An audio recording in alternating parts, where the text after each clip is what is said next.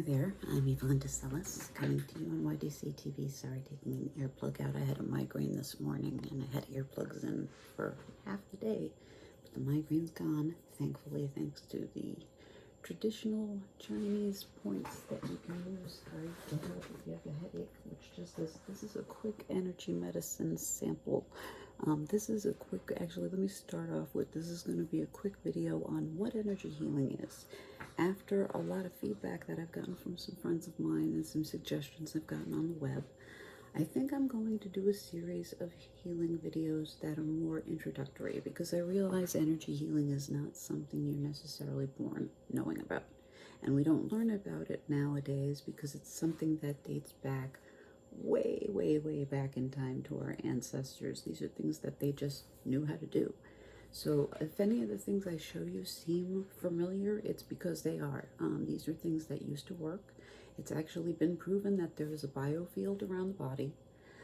Basically, think of it as your skeletal system and your neurological system, but it's in energy form. And there's a lot of different energy systems, and there's different energy healing modalities. Let me just take a quick sip of water. I tend to get very dry mouthed. Hold on one sec.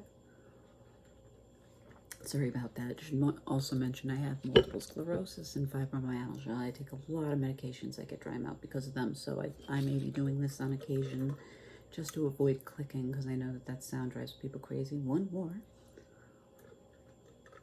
Okay, basically what energy healing is that biofield around your body. You can manipulate your own body energy field to actually help yourself feel better. We have a fight, flight, or freeze response, which also dates back to way back in the beginning. I don't really know, however many years ago, hundreds, thousands, I don't really know. But this is when people would have the, oh, if there's a tiger, he's going to eat me response. That fight, flight, or freeze response, we still have that now, and it hasn't caught up to the times.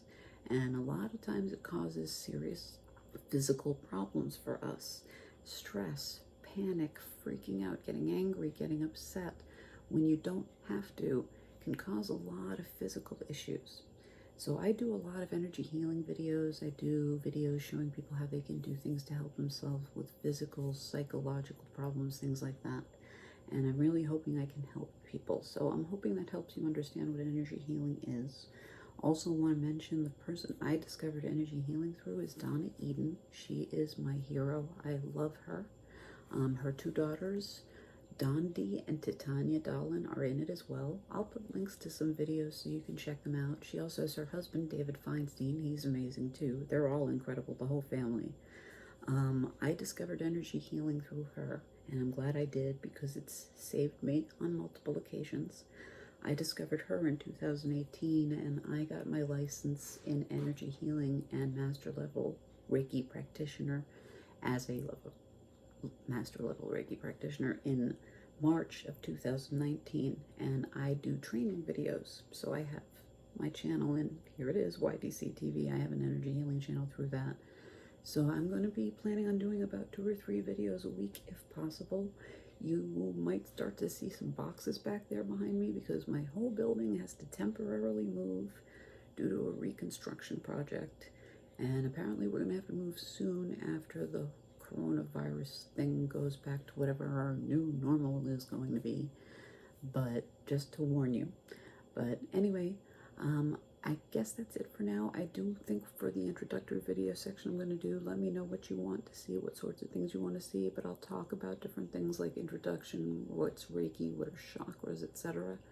And I'll also try to include samples, like little samples like what I just did about, let me just go over this one more time.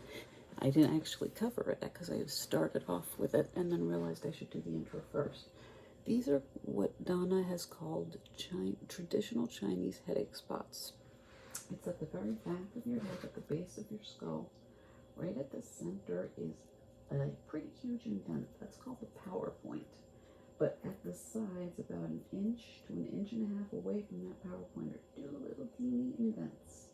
If you look at the back of the skull, you'll see 2 little triangular indents inside the skull. That's the section we're pressing into. These 2 little teeny soft spots, very tiny.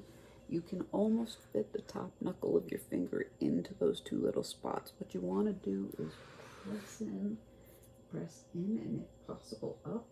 You can massage or you can just apply pressure. It's a good idea to apply pressure to this point, and while you're at it, if you want to, bring your arms back for a good upper back stretch. I'm going to try to turn around again here. For a good upper back stretch, just bring your elbows out back as far as you can. But you don't have to do that. You don't have to do the stretch. The most important thing is to just dig in pretty intensely to those pressure points. Holding those pressure points can help you if you have a bad headache. If you have even a migraine, holding to those pressure points can really help you release a headache. And also, it's really good for prevention.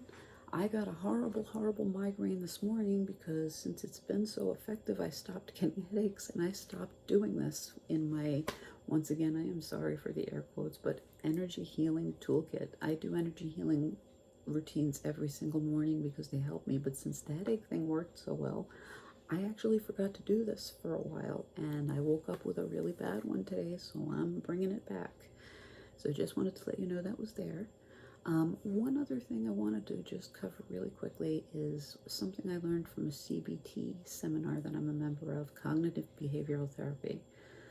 She taught us something called diaphragmatic breathing, or belly breathing. I do want to bring that one to your attention because it's very relaxing. I'm going to have to stand for this, unfortunately, because you're not going to be able to see it otherwise if I don't. I'm going to get my chair out of the way here. Pardon me for a moment. You want to start off, when you're doing diaphragmatic breathing, you want to put one hand on your chest, and you want to put the other hand on your belly. And when you're breathing, the most important thing is when you breathe in, you want to breathe in very slowly and deliberately, deliberate breathing. So inhale, and as you inhale, try to fill your belly and just, I'm not going to do the whole thing right now because it's long. I'll do a separate video for belly breathing. But when you inhale, you want to breathe with your belly. In other words, just try to use envisioning. You want to intentional. Use the intent that you're filling your belly with your breath. Hopefully that'll help you. You'll feel your diaphragm fill up first, and then you'll feel your belly fill up. You may actually even feel your chest go up. Your lungs might fill up first. So just pay attention to what rises as you breathe in. And then when you breathe out, once again, try to feel your belly go down. Don't try to press it down. Just try to feel it happen naturally, but use that intent, that the intention that you're breathing into your belly and breathing out of your belly, and do it slowly. We also added to that timed breathing, which she said to do at your own comfort level. In other words, when you breathe in, maybe do like a 4 count and then pause, and then breathe out, and the breathe out count should be longer than the breathe in. So that's just another one to get you started if you want to try that out, but I don't want to go all over the place here because I don't want to waste people's time. So I'm going to leave it there for now, but I will be back. So thank you once again, as always, for your attention. For my loyal subscribers, I really appreciate you. Thank you so much. On that note, if you're new, I hope you'll be back. And also, if anyone knows anybody who can benefit from anything I do, please share this with them. I'm just trying to get word out to people. I don't charge for this. I'm just trying to help other people feel better because I know what it's like to feel lousy. So anyway, thank you so much once again. Namaste, peace and light. Take care. Thanks so much for your time. Bye-bye.